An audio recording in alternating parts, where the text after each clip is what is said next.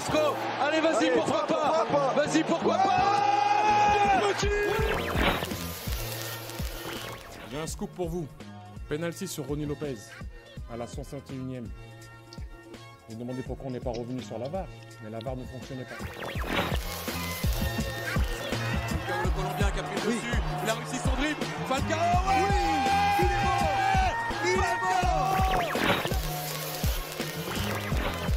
Ce soir, je vais dire tout haut ce que tout le monde pense tout bas.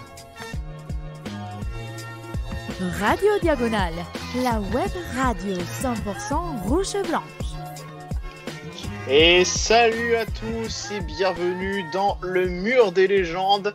Les semaines passent, on ne voit plus le temps passer et on est déjà à la 3e édition. Ce soir, messieurs, on va parler de Marcelo Gallardo. Salut Rome et salut Boris. Salut Damien. Salut Damien. Toujours là. Ça fait longtemps qu'on ne s'était pas parlé.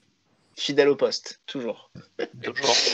Voilà. Et donc ce soir, on va parler d'un joueur emblématique, en tout cas qui a quand même une grosse cote de popularité, puisque on vous avait proposé le petit sondage thématique meneur de jeu, avec pourtant le grand Glenn Hoddle aussi, et les non moins, enfin pas très grands, mais quand même par le talent, Rui Barros et Enzo Scifo, avec Gallardo, et pourtant véritable plébiscite, Boris, pour le meneur de jeu argentin, qui donc a aussi apporté beaucoup de choses à l'AS Monaco. Ouais, on sait que c'est un joueur qui est très très aimé, au-delà sûrement de son simple apport statistique ou en termes de palmarès. C'est un joueur qui a vraiment marqué le club, sans être forcément l'un des plus grands passés par le club, on y reviendra plus tard. C'est aussi le plus récent, hein, par rapport aux autres joueurs qu'on a proposés, dont je suspecte que beaucoup des votants ne les ont pas vus jouer. C'est mon cas par exemple, hein, j'étais trop jeune même pour Enzo Scifo, donc voilà, pas une grosse surprise non plus qu'un Gallardo ait été plébiscité là-dessus. Ouais. En tout cas, Rome, Marcelo Gallardo, donc le joueur argentin, puisqu'on va un petit peu parler de son CV. Il arrive de River Plate, donc le club argentin, mais c'est déjà quand même une grosse star, hein, quand il arrive. Bah, c'est une énorme star, oui, en Argentine. Il est déjà international. Genre, je ne sais plus à combien il va terminer de sélection avec l'Argentine, mais je crois que c'est entre 40 et 50, si je ne dis pas de bêtises. Donc, il en a 35 à peu près quand il arrive, en tout cas. Oui, oui, voilà. Mais je pense qu'il va finir vers la cinquantaine. J'avoue que là, je n'ai pas d'infos. Si tu peux regarder rapidement, Damien ou Boris. Mais oui, voilà, oui, c'est très clairement un joueur... J'espère qu'il n'a pas validé une 61e. Ça ferait beaucoup, je pense. Non, il en a eu un peu moins après son passage à Monaco. C'était un joueur avec un gros CV. C'est un joueur qui arrive avec un gros CV, qui arrive pour faire une grosse carrière en Europe, pour certainement se servir de Monaco un peu comme d'un tremplin, mais on y reviendra. Au final, le top de sa carrière en Europe, ça sera chez nous, et j'ai quasiment envie de dire ça sera une saison. Ouais. 44 sélections en équipe nationale pour 14 buts. En fait, ouais, sa carrière, on va dire, internationale, elle s'arrête net en 2003. Hein, voilà. Alors que pourtant, il joue jusqu'en 2011, hein, notamment aussi un retour en France. Voilà, on va parler un petit peu de tout ça plus tard. Mais Marcelo Gallardo, du coup, qui reste à l'AS Monaco pour 4 saisons. Il arrive donc à l'été 1999, et là on peut encore une fois saluer la prise de risque et le flair, enfin pas que, hein, mais voilà, la prise de risque de Boris de Campora pour ce lutin argentin. Oui, effectivement, c'est un joueur qui est pas inconnu au bataillon, hein, qui est un gros prospect sud-américain à l'époque, mais voilà, avec forcément toujours la dose d'incertitude qu'il peut y avoir quand on va chercher un joueur sur ce continent-là. Un mercato aussi où notamment on attire un Rafa Marquez, hein, pour montrer le flair qu'on pouvait avoir sur certains mercatos, et puis un Gallardo qui vient, je dirais, poursuivre une lignée de très bons meneurs de jeu qu'il y a eu à l'AS Monaco. Depuis, on pourrait remonter à Glenn Hoddle, on pourrait presque remonter à Gengini, tu les as cités, ceux qu'on a mis Théo même aussi, enfin pas des 10 proprement parler, mais là on va plus loin, quoi, mais... Ouais. Et oui. Mais on avait l'habitude depuis un moment d'avoir quand même ce genre de... Depuis l'époque Wenger, voire un peu avant, d'avoir toujours un joueur comme ça, un Chifo, même un Benarbia un petit peu après, un Rui Barros. Et du coup, Gallardo vient combler un peu ce vide-là depuis le départ, notamment d'un Benarbia. Et il arrive, il arrive pour une grosse somme, hein, on parle de 45 millions de francs, mais voilà, plusieurs titres déjà en Argentine, sur le continent sud-américain aussi. Et très jeune, il arrive donc dans cette équipe en 99 qui va conquérir le titre en 2000. Hein. On rappelle, on parlait de Campora justement qui a pris ce risque, mais on en parle aussi parce que Campora voulait faire de Monaco le premier club champion de l'an 2000 justement, donc il voulait marquer cette année-là de son saut, et il a réussi, mais en tout cas pour ça il a composer, si je puis dire, une équipe véritablement redoutable et armée de gros éléments offensifs, et pourtant très jeune en plus, parce que Gallardo est seulement âgé de 23 ans, Giuli à peu près le même âge, Trezeguet à peine moins jeune.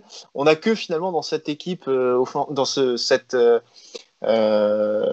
armada offensive, voilà, dans ce quatuor, on a guère que Simone finalement qui est plus expérimenté, mais ce sont quand même des joueurs jeunes et qui vont quand même marcher sur le championnat, quoi. Ouais, on en parlait la semaine dernière avec Ludovic Giuli, hein. C'est l'un des autres membres de ce quatuor. Non seulement Monaco va être champion, Monaco va archi dominer le championnat, et Monaco va être en plus spectaculaire, va être une des belles équipes, des équipes marquantes, un des champions marquants, je dirais, de ces temps-là. Et Gallardo sera vraiment le joyau de cette équipe-là. Les quatre tournent très bien. Et Gallardo est vraiment la touche esthétique, la touche d'élégance en plus, quoi. Et justement, alors Rob, ce joueur-là qu'on décrit comme meneur de jeu, qui en plus arbore le numéro 10, hein, un numéro légendaire parmi l'éternel, salut Diego, voilà, c'est quand même plus étonnant finalement que dans ce 4-4-2, il ne se retrouve pas véritablement comme numéro 10, mais milieu gauche dans ce 4-4-2 carré. Oui, voilà. C'est vrai qu'on en parlait avec Giuli de ce 4-4-2 carré à plat. Bon, ça dépend comment on voit les choses. Mais oui, il occupait plutôt un poste d'ailier. Maintenant, c'était un joueur qui rentrait énormément dans le cœur du jeu. On avait Trezeguet qui, pour le coup, était un vrai pur neuf de surface, et un Simone qui participait peut-être déjà un petit peu plus au jeu, mais ça laissait quand même de la place vraiment pour rentrer dans le cœur du jeu, un peu comme a pu faire plus récemment un Bernardo ou même un Lemar, hein. Les deux, en fait, faisaient ça. C'était clairement pas un pur ailier comme de l'autre côté de Giuli pouvait être, mais c'est un joueur qui a pu quand même réussir à faire de belles choses de ce côté-là, et pour être encore plus actuel, moi c'est ce que j'attends de Golovin à son retour, hein. Pour paraphraser Pierre Ménès dans FIFA, 4-4-2 carré ou à plat, comme disent les... Non, 4-4-2 carré ou à plat, comme disent les nordistes, voilà, si je peux me permettre. Juste petit aparté, Damien, dans FIFA, il faut couper les commentaires, hein. C'est pas bien de faire ça. Bien. Ça fait longtemps que j'ai pas joué, mais peut-être qu'on va s'y remettre pour le tournoi FIFA bientôt. Oulala. Mais il a peut-être déjà démarré en fait. Malheureux. Oui, c'est vrai. J'ai un saut Faisons le saut temporel jusqu'au bout. Voilà, en tout cas, tu parlais effectivement, bon, tu as fait le pendant avec Golovin. Allez, j'ai envie de faire un pari. Est-ce que Golovin est revenu sur le terrain au moment où on parle? Oui. Je sais pas. Si. Les gens comprendront qu'on a pris un petit peu d'avance sur la date de sortie. Mais voilà. Tu parlais de Golovin. Moi, c'est vrai que j'ai plutôt envie de retenir par contre la référence précédente avec nos deux joueurs de côté du titre 2017, qui étaient Lemar et Bernardo, qui étaient effectivement aussi ces joueurs qu'on décrivait comme des joueurs plutôt de meneurs de jeu, milieu offensif centraux, et qui s'étaient retrouvés sur un côté, mais qui avaient cette liberté de rentrer justement dans le cœur du jeu. Et c'est exactement, tu le dis, ce que faisait Gallardo. Alors cette équipe justement qui était ultra dominante en Ligue 1, qui gagne ce titre de l'an 2000, Boris.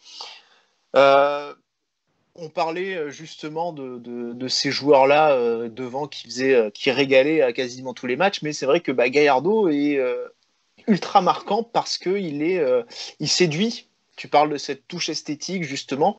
Avec tout ça, il séduit par ce style un petit peu chaloupé qu'il avait aussi. Cette qualité, on peut parler aussi de la qualité dans la conservation de balles qu'il avait. Joueur extrêmement complet et roublard en même temps aussi, quoi. Ouais, je pense que très peu de joueurs ont fait une telle impression visuelle aux supporters, ont aussi vite enchanté les supporters à l'AS Monaco. Je pense vraiment qu'ils se comptent sur les doigts d'une main dans l'histoire. Moi-même, le premier, ça a été un de mes premiers gros coups de cœur à l'AS Monaco. J'avais acheté le maillot à l'époque et tout. C'est vraiment... Simonet et Trezeguet dépassent la barre des 20 buts cette saison-là, mais c'est sans le moindre doute que c'est Gallardo qui est élu meilleur joueur du championnat. Voilà, c'est une énorme révélation de la saison. Ça devient aussi très vite une cible pour les équipes adverses, parce que voilà, c'est un joueur virevoltant, difficile à arrêter, et c'est souvent la faute, et plus que la faute, je dirais l'agression. Il va y avoir de multiples agressions cette année-là, des choses qu'on a peut-être un peu oubliées parce que c'est des choses qu'on voit plus trop aujourd'hui. L'arbitrage est un peu plus vigilant là-dessus, mais à l'époque il subit vraiment de vraies agressions, la plus célèbre étant celle au Vélodrome, mais ça ne sera pas la seule de la saison. Ouais, juste avant le Vélodrome, alors Ron n'en voudra pas puisque tu es effectivement bien renseigné sur le sujet, mais je sais que Ron, tu l'es aussi, hein. Mais tu parlais de ces agressions, il y a effectivement une première agression à Lyon, où il a un traitement de faveur de la part des joueurs lyonnais, mais c'est vrai que là où il est aussi un joueur, là où il devient aussi emblématique, s'il contribue aussi à faire la légende entre guillemets du passage de Gallardo à la SM, c'est cet épisode, cette bifle du Vel, quoi. Ouais, c'est vraiment un gros tournant, je dirais, dans la carrière de Gallardo à Monaco. Tout le monde se rappelle un petit peu, et puis ceux qui se rappellent pas peuvent toujours aller écouter les épisodes de la série Monaco champion de l'an 2000. Gallardo qui va être pris à partie, cette fois pas sur le terrain, mais dans les vestiaires, dans les couloirs du Vélodrome, par Christophe Galtier notamment, mais probablement par d'autres joueurs. Ouais, on parlait de Peter Luxin. Ouais, même des membres de la sécurité. Ce qui va vraiment casser un ressort, c'est que Gallardo ne se sent pas soutenu à l'époque, notamment par son président, Jean-Luc Ampora, qui apparemment n'avait pas trop envie de faire de vagues au niveau de la Ligue. Il sera vraiment déçu par la réaction du club, il ne se sentira pas soutenu. Et même si ça restera un joueur qui aura encore un niveau de performance plutôt correct sur plusieurs saisons, la magie, on a l'impression que la magie s'est quand même envolée à ce moment-là. Ouais, il y a effectivement un volet politique qui est important et qui détermine aussi la fin de cette histoire, puisque Gallardo portait plainte, mais finalement il renonce il finit par retirer sa plainte. Alors oui, tu le disais, pas forcément soutenu. J'ai l'impression que voilà, on touchait aussi à Marseille. Et avec ce qui s'était passé, parce que bon, on va pas forcément tout raconter, parce que effectivement il y a cet épisode que tu racontes dans ta série où les gens peuvent aller écouter, mais les implications pour Marseille auraient pu être assez lourdes, une relégation, etc. Et c'est vrai que ça arrangeait bien tout le monde d'avoir Marseille dans le championnat quand même, en tant que club le plus populaire de France. Voilà, donc c'est vrai qu'il y avait aussi des histoires de transfert, parce que Campora voulait aussi attirer notamment Peter Luxin à l'ASM, donc voilà, il y avait entre guillemets pour essayer de ménager la chèvre et le chou. Finalement, ce qui en ressort, c'est un peu une sorte d'inaction de l'ASM et un manque de soutien, voilà, de la direction envers son joueur. Rome, cette cassure, finalement, on la ressent pas tant que ça, un petit peu, mais pas tant que ça quand même sur l'année suivante, où Gallardo fait quand même de très très bonnes prestations, hein, quand même. Il est plus au même niveau, mais il reste quand même à un très haut niveau. La saison collective est moyenne, ça va lui permettre aussi quand même de toucher à la Ligue des Champions pour une réussite somme toute moyenne, on pourrait dire. Mais oui, en tout cas, la vraie cassure, elle va plutôt s'opérer quelques temps plus tard avec Didier Deschamps. Voilà, Didier Deschamps avait commencé par Marco Simonet, il terminera avec Marcelo Gallardo dans les choix forts. Choix forts qui seront payants, hein, comme souvent fait Deschamps. Voilà, il fait des choix forts qui sur le moment sont contesté et potentiellement contestable, mais qui paye souvent sur la longueur. On le voit encore avec l'équipe de France. Hein. Bon, voilà, il avait fait ce choix-là, plus ou moins d'écarter Simonet complètement et d'écarter un peu moins un Gallardo, parce qu'on va y revenir. C'est vrai qu'il est resté 4 saisons, donc c'est vrai qu'en 2003, il est toujours là, mais il n'est plus un joueur réellement titulaire. La finale de Coupe de la Ligue, dont on a bien parlé sur Giuli, il rentre en cours de jeu, mais il n'est clairement plus titulaire. C'est Roten qui a pris sa place, et c'est pour ça que, c'est ce que je disais en préambule, Gallardo était arrivé en Europe pour devenir... pas le nouveau Maradona, parce que c'est pas comparable, mais en tout cas pour devenir un potentiel très très grand joueur. Et au final, ça fera un flop complet, peut-être encore plus qu'un autre Argentin comme un Riquelme ou comme des Ortega, qui sont des joueurs qui au final ont eu un peu de mal vraiment à faire des grosses carrières en Europe. Et ben Gallardo, c'est complètement ça. Donc chez nous, on en garde un bon souvenir. Mais par rapport au talent et au potentiel du joueur, sa carrière est au final, pour moi, hein, extrêmement décevante. Ouais, sur le bilan, effectivement, je suis d'accord, c'est un joueur qui est très loin d'avoir tenu toutes ses promesses. Après, pour revenir un petit peu sur cette période Deschamps, c'est un joueur à qui Deschamps fait confiance au début. Il n'y a pas de problème, mais il y a... Voilà, il y a la blessure de Giuli quand même en plus. Il y a l'arrivée de Roten qui permet de, entre guillemets, dans l'idée pour compenser aussi la blessure de Giuli, qui arrive donc à l'intersaison. Et puis Roten en plus au départ est pas très très bon à son arrivée, c'est la saison d'après où il se révèle, et effectivement Deschamps démarre un petit peu justement avec Gallardo, mais avec un seul attaquant, justement, on en parlait dans l'émission de Giuli, et c'est là où quand le groupe, en tout cas certains cadres, notamment Giuli en tête, vont demander à Deschamps de passer à deux attaquants, là tout simplement c'est Gallardo qui va en faire les frais, qui va se retrouver à l'écart. Alors Boris, peut-être aussi un joueur justement un peu spécial aussi, un peu, en tout cas voilà, qui était peut-être moins intégré en fin de compte avec cette nouvelle génération qui connaît ensuite l'épopée européenne l'année suivante, mais peut-être un joueur qui était finalement aussi un peu en marge de ce groupe. Oui, c'est un joueur sûrement qui était un peu moins présent dans la vie collective. Alors, est-ce que c'est vraiment de cette cachure du Vélodrome? Est-ce que c'est un penchant naturel de sa part? Ça pourrait presque être contre-intuitif quand on voit à quel point il a du succès maintenant en tant qu'entraîneur, qui peut laisser entendre qu'il a sûrement des qualités interpersonnelles assez développées. Oui, non, mais il est, disons que c'est un gros prospect en tant qu'entraîneur. C'est sûrement un des entraîneurs hors d'Europe les plus hypés. Après, est-ce que la hype survivra? Mais il y a beaucoup de ces jeunes joueurs dans cette génération qui ne réussissent pas du tout en Argentine, qu'on essaie de faire comme lui. Lui a déjà des acquis quand même assez importants sur ce continent-là.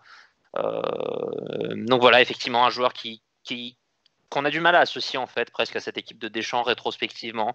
On a du mal à associer à cette Coupe de la Ligue de 2003. Et puis alors qu'il y prend part. Oui, il y prend part. Il offre il y a une espèce de rôle de joker de luxe en fait. Oui, clairement, il est sur la fin de saison, il se contente des fins de match, une demi-heure par-ci, 20 minutes par-là. Mais sur cette finale, il offre quand même le second but à Giuli, d'une louche d'ailleurs magnifique. Alors on voit qu'il a rien perdu de sa maestria balle au pied, mais il est aussi un artisan quand même de ce parcours en Coupe de la Ligue, puisqu'il est quasiment aligné à tous les matchs cette saison-là. Quand Deschamps justement fait un peu tourner, Gallardo lui est titulaire. Mais effectivement, l'histoire se finit mal, et c'est à l'aube d'une saison extraordinaire pour l'ASM que Gallardo s'en va, un petit peu par la petite porte, clairement, on peut le dire, Rome. Deschamps n'en veut plus, il obtient son départ, et en plus il l'obtient aux conditions qu'il veut, entre guillemets, quoi. Oui. Et puis pour un point plus personnel sur Gallardo, il va retourner au pays, quoi. Il va pas réussir à potentiellement trouver, alors pas forcément un grand Européen, parce que comme on l'a dit, les saisons devenaient un peu compliquées, mais On aurait pu très potentiellement clairement le voir dans une équipe, on va dire, middle européenne, et ça ne sera pas là, le cas. disons Et c'est que pour ça que surtout, moi, je suis très surtout à déçu. ce moment-là, surtout à ce moment-là, très clairement, c'est qu'il est pas loin de rejoindre Marseille et que Deschamps fait complètement barrage, quoi. Oui, c'est vrai qu'il y a également cet épisode-là. Après, ça aurait été quand même assez particulier qu'il rejoigne Marseille après l'épisode 3 ans avant, quoi. Oui, c'est vrai que c'était un peu étrange, mais voilà, en tout cas, clairement, Deschamps accepte, enfin, négocie justement le départ de Gallardo libre. En échange, voilà, il ne s'engage pas avec un club rival, ce que ne voulait surtout pas Deschamps, justement. Donc voilà, c'est un retour au pays, comme tu dis, Rome, donc à River Plate. La suite de sa carrière, ensuite, elle est pas extraordinaire. Il revient en France, Boris, hein, au Paris Saint-Germain. Mais bon. On a tous oublié ce retour au PSG. Oui, et puis bon, je pense que les Parisiens n'ont pas gardé non plus un très très grand souvenir. Il y a très peu de faits d'armes finalement, mais le plus gros de la carrière de Gallardo est déjà passé. Tu parlais de son pic, Rome. Très clairement, il est à l'AS Monaco et notamment sur cette saison 2000. Voilà, donc ensuite les statistiques un petit peu de Gallardo, messieurs. Donc sur les 4 saisons disputées, on trouve quand même 126 matchs joués pour 23 buts. Et comme Ludovic Giuli, le même nombre de trophées, Rome. Oui, c'est vrai qu'au bout du bout, ça fait le même nombre de trophées. Et puis d'ailleurs, c'est les mêmes. Hein. C'est pas compliqué, c'est les mêmes. C'est les 2002, c'est les deux de 2000 et celui de 2003. Mais par contre, sur le côté plus accomplissement collectif, les saisons 2001 et 2002 sont très moyennes. Il n'y a pas de gros parcours. Pardon, il n'y a pas de gros parcours européen. Donc, on y reviendra sur les notes, hein, mais donc forcément, c'est un ton en dessous d'un Ludovic Giuli, même si sur l'armoire pure et dure des trophées, c'est la même. Quoique, pour le finaliste, il doit y avoir un petit trophée de Ligue des Champions.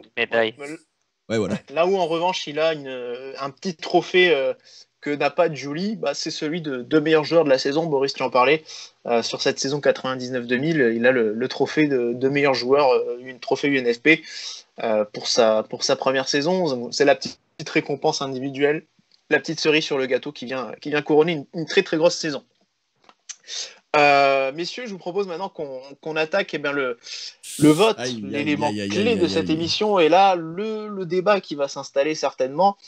Le premier vrai débat. Le premier vrai débat, effectivement, parce que ce soit pour Abidal ou pour Giuli, on a eu à chaque fois un consensus. J'ai envie déjà, pour commencer, messieurs, on va d'abord évoquer le vote, en plus je l'ai oublié sur Giuli, donc je me rattrape d'autant plus, le vote des auditeurs. Donc on vous a demandé... Je mets le visuel, c'est bon, tout le monde est prêt, accrochez-vous. Ça y est. Allez, c'est parti. Voilà, donc le vote des auditeurs que vous voyez, donc c'est la 4e colonne, il est très très majoritairement pour la présence de Marcelo Gallardo sur le mur des légendes. On est à 92,9% de oui. Marcelo Gallardo mérite d'être sur le mur des légendes. Maintenant, comme vous le voyez, le résultat est partagé, messieurs. Boris, Rome, vous, de votre côté, vous avez estimé que Marcelo Gallardo ne méritait pas d'être sur le mur. On va revenir en détail, parce qu'en plus, on a des notations différentes. On va commencer par le niveau, où là, on s'est quasiment tous un petit peu harmonisés. Boris, tu as quand même la plus faible note. Tu as mis seulement 3 étoiles sur 5 pour le niveau de Gallardo. Oui, parce que pour moi, c'est pas... Avec de la domination uniquement en championnat, c'est compliqué d'aller chercher au-dessus. On n'est pas sur un joueur, on est sur un joueur qui est dans international argentin, mais qui n'est pas un joueur cadre de l'équipe d'Argentine, titulaire de l'équipe d'Argentine. On n'est pas sur un joueur qui a montré des choses en Coupe d'Europe. Et même sur la Ligue 1, à la limite, s'il avait fait 4 saisons de ce niveau-là, j'aurais mis plus, c'est évident. Sur une seule saison, j'ai trouvé ça un peu juste. Sa saison 2000, forcément, elle vaudrait presque 5. J'ai compensé un peu avec les autres. Voilà. Une belle domination locale, nationale, mais voilà, pour moi, on n'est ni sur une grosse star internationale, ni des pics de niveau individuel qui ont duré assez de temps. Rome, tu as mis une note un peu plus élevée. 4. J'ai mis 4, mais je comprends complètement l'argumentaire de Boris. J'étais entre 3 et 4. Je suis monté à 4 parce qu'il y a clairement un prime d'une saison exceptionnelle. C'est vrai qu'il manque l'Europe, très clairement. Enfin, il manque les grosses prestations en Europe. C'est pour ça, bon, je lui ai mis une étoile de plus ici, une de moins sur le palmarès. Bon, le bout du bout étant d'arriver à un total de 12 étoiles, c'était à peu près mon objectif. Et c'est pour ça que je suis monté à 4 sur le niveau, mais ça se joue à pas grand-chose entre 3 et 4. Ouais, justement, on parle de l'Europe. Ça lui manque, oui. Par exemple, effectivement, par rapport à côté d'un Giuli qui a une trentaine de matchs, 29 exactement, en compétition européenne. Gallardo n'en a que 10 avec l'AS Monaco. Bon, il est aussi resté moins longtemps, c'est vrai, et il n'a pas eu en plus cette épopée de 2003-2004 en plus, mais voilà, c'est vrai que là où j'apporte un petit bémol, entre guillemets, c'est que aussi sur la saison 2000-2001, on a cette Ligue des Champions qui d'ailleurs se révèle une des pires, à l'époque en tout cas, peut-être la pire campagne européenne en Ligue des Champions. C'était dans notre CM fantôme numéro 1. Mais on s'en souvient. Le fameux. Et c'est vrai que sur cette campagne-là, par exemple, alors, c'est un peu un what if si j'ai envie de dire, mais sur cette saison-là, il ne dispute que 3 matchs parce qu'il est suspendu sur les 3 premiers matchs de poule. Et qui sait, peut-être que... C'est sa faute aussi. C'est vrai. C'est sa faute, c'est lui qui prend rouge contre Majorque dans un match clé la saison d'avant. Ouais. Tu en parles aussi, justement, de ce match-là. Ouais, non, mais je suis d'accord. Mais c'est vrai que, bon, peut-être que ça aurait pu donner aussi une autre couleur à cette campagne européune, peut-être. Et à ce moment-là, on aurait pu voir quelques hauts faits de Gallardo en Europe sous le maillot de la Diagonale. Qui sait, bon, c'est une hypothèse, en tout cas. Moi, de mon côté, c'est vrai que j'ai mis aussi 4, en tout cas, pour le niveau, parce que j'ai récompensé une saison qui était tout simplement une saison 5 étoiles. À l'instar d'une saison de Glenn Hoddle par exemple, qui pour sa première année arrive et pareil met tout le monde d'accord. Effectivement, la deuxième saison, pour moi, elle reste quand même de bonne facture, donc elle mérite une belle mention. C'est la troisième qui en revanche est plus délicate, et la quatrième où effectivement il rentre, mais quand même il y a de bonnes performances. Alors ouais, peut-être que je l'ai un peu gonflé, mais c'est vrai que voilà, j'ai aussi beaucoup mis en valeur, je pense, comme toi, Rome, la toute première saison. La question du palmarès, messieurs. Alors là, on est sur des notes aussi un petit peu différentes. Rome, je vais commencer par toi, puisque tu as mis la plus faible note à Gallardo à ce niveau-là. Ouais, j'ai mis la plus faible. Alors, pour rappel, Giuli, c'est vrai qu'on en parle, il a les mêmes trophées et il a 4 étoiles. Ouais. Ok. Mais Gallardo, lui, ses autres saisons en Ligue 1 sont moyennes, en tout cas pour 2001 et 2002. C'est des mauvaises saisons collectives. 2003, il y participe peu. La Coupe de la Ligue, c'est vrai qu'il y participe, mais il est moins prépondérant, en tout cas sur la finale en tant que tel. Et il n'y a pas non plus de parcours européen. Donc ça fait quand même au bout du bout une sacrée différence entre les deux joueurs. Et ça explique cet écart. J'aurais des joueurs à 3 étoiles, vous le verrez plus tard. Mais pour moi, Gallardo, il manque un petit truc. Soit une saison de plus en Ligue 1, soit un 8e de Ligue des Champions, par exemple. Boris, comme moi, tu lui as accordé la note de 3. C'est vrai que moi, tout bêtement, j'ai aussi un petit peu réfléchi de cette manière. C'est que il y a les mêmes trophées que Giuli, alors sur certains avec moins d'importance, mais techniquement, il les a aussi, ces trophées. Et c'est vrai qu'à Giuli, par exemple, on lui a mis 4, quoi.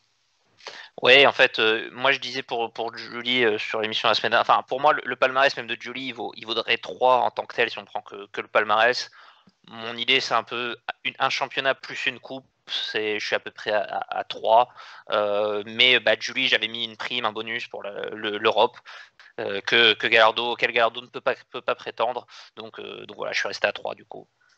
Ouais. L'autre critère, messieurs, c'est la longévité.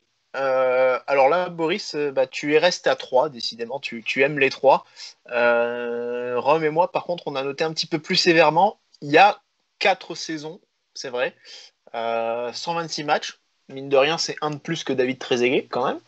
Mais c'est vrai que sur cette longévité, ouais, on a l'impression qu'il y a, il y a une vingtaine de matchs, 20-25 matchs en moyenne à peu près par saison. C'est un peu plus loin, par exemple, qu'un Ludovic Giuli aussi, qui tourne beaucoup plus autour des 30 matchs, par exemple. Ouais, c'est vrai que pareil, là j'avais sur la longévité un barème un petit peu structuré, où à partir de plus de 3 saisons et de plus de 100 matchs, je mettais 3. Donc je suis resté fidèle à ça. 4 saisons, c'est quand même, pour beaucoup des joueurs qu'on verra dans cette série, c'est pas si fréquent que ça. C'est vrai qu'elles sont pas hyper pleines, mais ça aussi on le verra, c'est le cas finalement de pas mal de joueurs. Donc c'est un 3 qui aurait pu tendre vers le 2, mais... Ouais. Je pense que Rome, la longévité, tu as... Oui, non, moi, c'est mon critère, il est simple. Voilà, 126 matchs, pour moi, c'est 2 étoiles. J'avais mis 0 étoile à Abidal avec 55. Donc, voilà, à 100, 120, 125, ça reste à 2, surtout qu'il n'y a pas de grosses blessures. On y reviendra peut-être pour d'autres joueurs, mais il y a peut-être des joueurs qui sont passés au club qui vont être guère à plus de matchs, mais qui vont également subir des grosses blessures. Gallardo, c'est pas son cas. Donc, s'il n'a pas joué, c'est que c'était des choix. Donc, pour moi, c'est 2. Ouais. En revanche, messieurs, sur le dernier critère, certainement de toute façon le critère le plus intéressant pour les joueurs, sur l'empreinte laissée par le joueur à l'AS Monaco, sur la legacy, là on est tous d'accord quand même pour dire que mine de rien c'est un joueur très marquant de l'AS Monaco. Rome, on a tous accordé ces 4 étoiles parce que cette saison notamment 2000 en point d'orgue. Ouais, c'est un joueur très très marquant, très clairement, c'est un des joueurs préférés. On parlait de Giuli, qui je pense est le joueur le plus préféré, en tout cas de notre génération. Gallardo est certainement pas loin. Alors moi, à titre personnel, c'est moins mon cas. Boris parlait tout à l'heure que ça avait été vraiment son premier joueur qui l'avait, entre guillemets, fait aimer le club. Moi, c'était celui qui était juste avant lui, c'était Enzo Scifo. Mais j'ai essayé quand même d'être plus objectif et donc forcément de monter à 4 étoiles parce que malgré tout, Gallardo, on l'associe à Monaco du fait aussi que sa carrière a été décevante en club en Europe, parce que sa carrière en Argentine est excellente. Mais c'est vrai qu'en Europe, il est vraiment associé à ce club-là. Et pour moi, ça fait partie des critères d'associer un club à un et club puis à un joueur. C'est là qu'on voit aussi quand on pense à on Gallardo, se révèle au monde. C'est en Europe. Oui, voilà, mais quand on pense à Gallardo, on pense à Monaco. Même si la longévité n'est pas si longue que ça. Oui, ou à River Plate. Mais en Europe, on pense très clairement à Monaco. Et même s'il y a peu de top saisons et qu'il n'y a pas de gros faits d'armes européens. Donc c'est pour ça, voilà, je suis monté à 4. Pour moi, il fait clairement pas partie du club des 5 étoiles comme un Ludo Giuli. Mais voilà. Ouais, Boris, toi aussi, ce 4, tu le justifies de la même manière? Ouais, c'est vraiment le gros point fort de ce joueur, parce qu'il y a cette saison exceptionnelle, mais dans l'amour qu'il y a de la fanbase pour lui, il y a une part presque un peu d'irrationnel, comme souvent sur des numéros 10, ce genre de profil très beau, qui régale le public, et pour lesquels l'amour va presque au-delà de ce qu'ils ont vraiment montré. Lui, en plus, il a vraiment montré sur une saison, mais je pense que c'est aussi beaucoup ce qui explique le vote du public. Nous, on fait vraiment un effort de bien structurer ces 4 critères. Les gens qui votent, je pense, vont peut-être pas aussi loin dans la structure d'analyse et mettent beaucoup en avant, à mon avis, ce critère-là. Et c'est vraiment ce qui joue en sa faveur. Et c'est ce qui pourrait éventuellement nous faire hésiter si on fait une repasse sur certains joueurs pour éventuellement redonner une chance à un Gallardo dans le futur.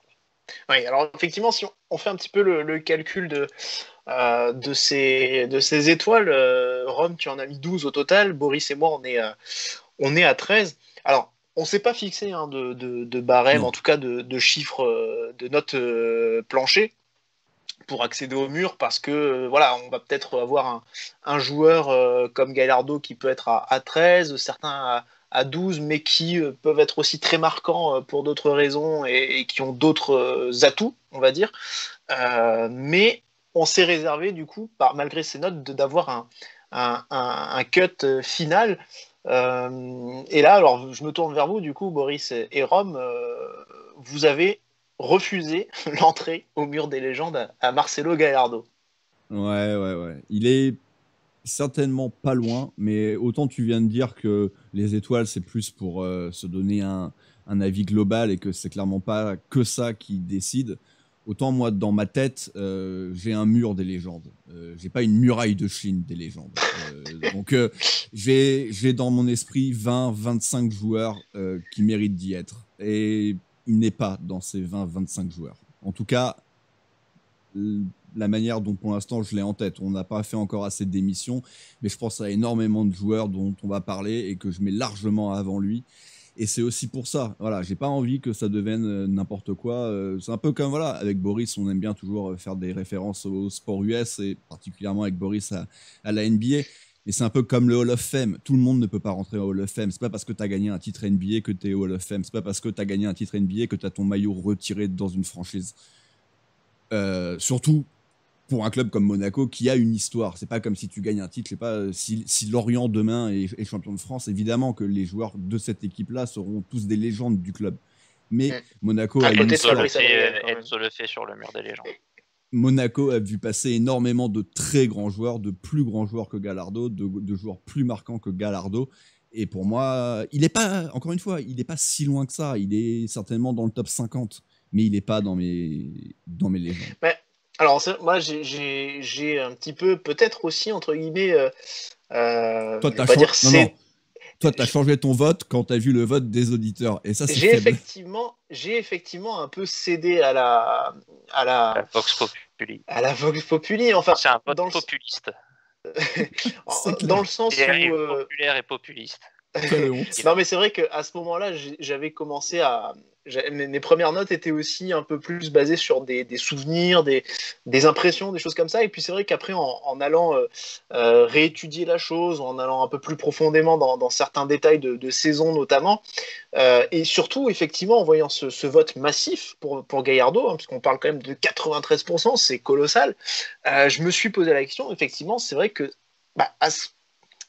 tout en gardant une certaine retenue aussi sur un vote un peu trop enthousiaste parfois peut-être des auditeurs, je me suis dit mais c'est vrai qu'effectivement c'est quand même un joueur marquant, à ce point-là quand même, c'est pas un 70, je m'attendais vraiment à un 60-70% et au final il a complètement explosé les chiffres. C'est la génération aussi. Quand même. Oui. C'est la génération Twitter. Il n'y a pas beaucoup de mecs de 50 ans qui sont sur Twitter, hein, à part Daniel Riolo. Certains, mais voilà, je me dis, il a quand même été très marquant et j'ai pas pu m'empêcher aussi de comparer un petit peu quand même à Glenn Hoddle en me disant que Glenn Hoddle, il y est sur ce mur des légendes. Je veux pas spoiler non plus, parce qu'on aura l'émission. Mais il met au même titre que Glenn Hoddle sur... une saison fantastique à un niveau 5 étoiles, Gallardo a été aussi très très marquant sur au moins une saison minimum, surtout sur une saison en fait. Mais voilà, et c'est vrai que c'était difficile du coup. Je me dis si je prends l'un, il faut peut-être prendre l'autre aussi, quoi, tu vois. Donc voilà, finalement, je me suis réservé ce petit changement effectivement pour valider, mais sans doute pas suffisant, messieurs. Puisque si on regarde le mur des légendes tel qu'il apparaît actuellement, eh bien, vous ne voyez que Ludovic Giuli dessus, puisque on s'était dit, messieurs, Boris, 3 voix sur 4 pour être sur le mur. C'était la règle qu'on s'était fixée. Ouais, 3 voix sur 4. Il est un peu short, effectivement, comme disait Rome. Je pense, pour moi, il y a l'idée aussi de... c'est pas le genre de joueur que je peux faire rentrer au premier tour, on va dire, même si ça n'a pas forcément de sens, mais il y a beaucoup de joueurs que j'ai envie de faire rentrer avant. Il pourrait être dans un deuxième chapeau de joueurs qu'on revoit pour compléter un peu le mur, étoffer le mur dans le futur, une fois aussi qu'on aura passé en revue d'autres profils et qu'on aura d'autres points de comparaison. Mais de prime abord, pour moi, il est un peu juste. Il manque un petit peu partout, en fait, dans chaque catégorie, il manque un petit chouïa. Ouais. Donc voilà, 2 sur 4, pas suffisant pour Gallardo pour entrer sur ce mur des légendes. Donc j'entends déjà les critiques et les... À vos commentaires. Et voilà. On espère que les gens écouteront surtout. Oui, bah, aussi. Bon, s'ils écoutent, ils doivent aller jusqu'à la fin quand même.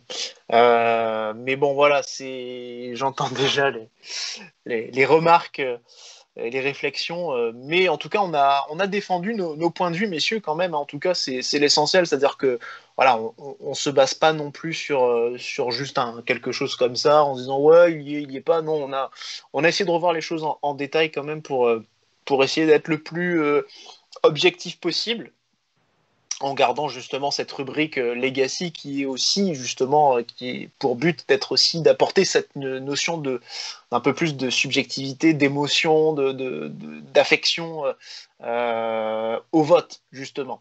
Mais bon voilà, c'est pas suffisant pour Gallardo, mais comme tu l'as dit Boris, voilà, il y aura peut-être un lot de joueurs qui fera l'objet à un moment donné, qui sait, rester en ligne, qui feront peut-être l'objet d'une réévaluation dans un prochain, voilà, d'un repêchage, pourquoi pas. Il y aura peut-être plusieurs joueurs sur le carreau et effectivement, à ce moment-là, on pourra peut-être réévaluer leur position. Mais bon, en tout cas, pour l'instant, Gallardo, c'est un nom, et Giuli qui donc reste tout seul pour l'instant sur ce mur des légendes. Voilà ce qu'on pouvait dire sur Marcelo Gallardo, le petit meneur argentin. Voilà, du coup, je vous donne rendez-vous pour la prochaine émission. Donc, ce sera l'émission consacrée à David Trezeguet. Oui, ce sera le 3e champion de France de l'an 2000. Ça fait beaucoup, du coup, on changera un petit peu pour la suite après. Mais voilà, c'est encore une fois le vote sur des joueurs de l'an 2000. C'est David Trezeguet qui, là encore, a été élu assez largement. Donc, l'émission, du coup, du 14 décembre, qui sera consacrée lundi prochain à David Trezeguet. Voilà, messieurs. Merci Boris, merci mon fidèle Boris, merci mon fidèle Rome pour m'avoir accompagné. Et du coup, je vous donne rendez-vous à lundi prochain pour le 4e mur des légendes. Salut! Et bisous!